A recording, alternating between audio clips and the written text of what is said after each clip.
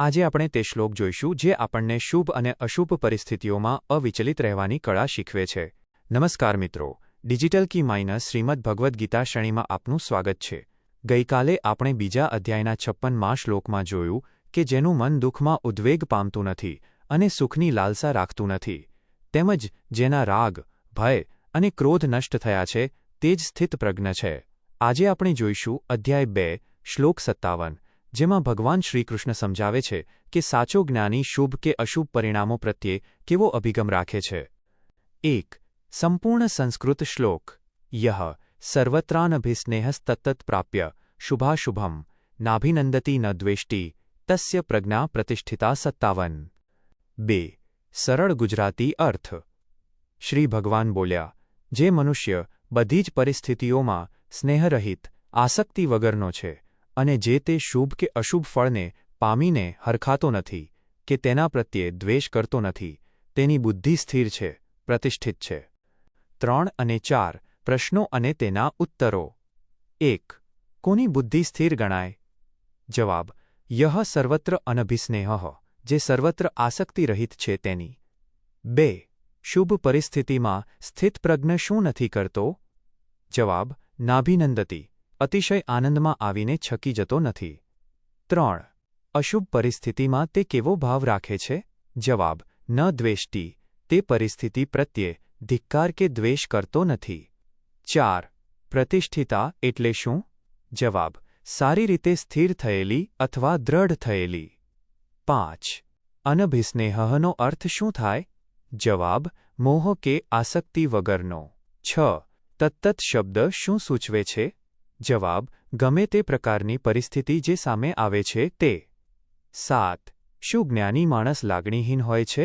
જવાબ: ના, તે આસક્તિરહિત હોય છે, એટલે કે તે લાગણીઓના વહેણમાં તણાઈ જતો નથી. 8. શુભ અને અશુભ શું છે? જવાબ: આપણી અનુકૂળતા મુજબનું પરિણામ એ શુભ અને પ્રતિકૂળ પરિણામ એ અશુભ. 9. આ શ્લોક કયા ગુણ પર ભાર મૂકે છે? જવાબ: તટસ્થતા, ન્યુટ્રાલિટી અને સ્થિરતા પર. 10. આ શ્લોક કયા અધ્યાયનો છે? જવાબ: બીજા અધ્યાયનો 57મો શ્લોક. 5. જીવનનો ઉદ્દેશ. 1. આસક્તિમુક્ત જીવન, લિવિંગ વિધાઉટ અટેચમેન્ટ. સ્નેહરહિત હોવું એટલે પ્રેમ ન કરવો એવું નથી, પણ એવો પ્રેમ જે બંધન ન બને. જીવનનો ઉદ્દેશ એ છે કે આપણે વસ્તુઓ કે વ્યક્તિઓનો ઉપયોગ કરીએ, પણ તેમાં એવા ન ફસાઈ જઈએ કે જો તે ન હોય તો આપણી શાંતિ જોખમાય. જે મનુષ્ય અંદરથી મુક્ત છે તે જ સાચા અર્થમાં જીવનનો આનંદ માણી શકે છે. 2. હાર જીતમાં સમાનતા, equanimity in success and failure. જીવનમાં ક્યારેક જીત મળશે અને ક્યારેક હાર. નાભિનંદતી ન દ્વેષ્ટિ એટલે કે જીત વખતે ફૂલાઈ ન જવું અને હાર વખતે હતાશ ન થવું. જીવનનો ઉદ્દેશ એ હોવો જોઈએ કે આપણે પરિણામ કરતા પ્રયત્ન પર વધુ ધ્યાન આપીએ. જ્યારે આપણું મન સ્થિર હોય છે ત્યારે આપણે અશુભ પરિસ્થિતિમાંથી પણ રસ્તો કાઢી શકીએ છીએ. 3. બુદ્ધિની દ્રઢ પ્રતિષ્ઠા, એસ્ટાબ્લિશમેન્ટ ઓફ ઇન્ટેલેક્ટ. આપણી બુદ્ધિ ઘણીવાર લપસણી હોય છે, તે તરત જ સંજોગોને આધીન થઈ જાય છે. જીવનનો ઉદ્દેશ એ છે કે આપણે જ્ઞાન દ્વારા બુદ્ધિને એટલી મજબૂત બનાવીએ કે તે પરમાત્મામાં પ્રતિષ્ઠિત રહે. જેની બુદ્ધિ સ્થિર છે તેના માટે આખું જગત મંગલમય બની જાય છે, કારણ કે તે કોઈપણ બાબતનો દ્વેષ કરતો નથી.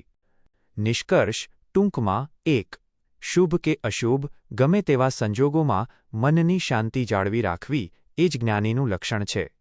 2. પ્રશંસાથી છકી ન જવું અને નિંદાથી ડરી ન જવું. 3. બધી બાજુએથી મમત છોડીને સ્થિર બુદ્ધિથી જીવવું એ જ સુખી જીવનનો મંત્ર છે. મિત્રો, આજે આપણે જોયું કે સ્થિર બુદ્ધિવાળો મનુષ્ય કેવી રીતે તટસ્થ રહે છે. હવે પછીના શ્લોકમાં ભગવાન એક સુંદર ઉદાહરણ આપશે કાચબાનું. કાચબો જેમ પોતાના અંગોને સંકોચી લે છે, તેમ જ્ઞાની મનુષ્ય કેવી રીતે પોતાની ઇન્દ્રિયોને વિષયોમાંથી પાછી ખેંચે છે તે આપણે કાલે જોઈશું. ડિજિટલ કી સાથે જોડાયેલા રહો. આવતીકાલે ફરી મળીશું રાત્રે 8 વાગ્યે. જય શ્રી કૃષ્ણ.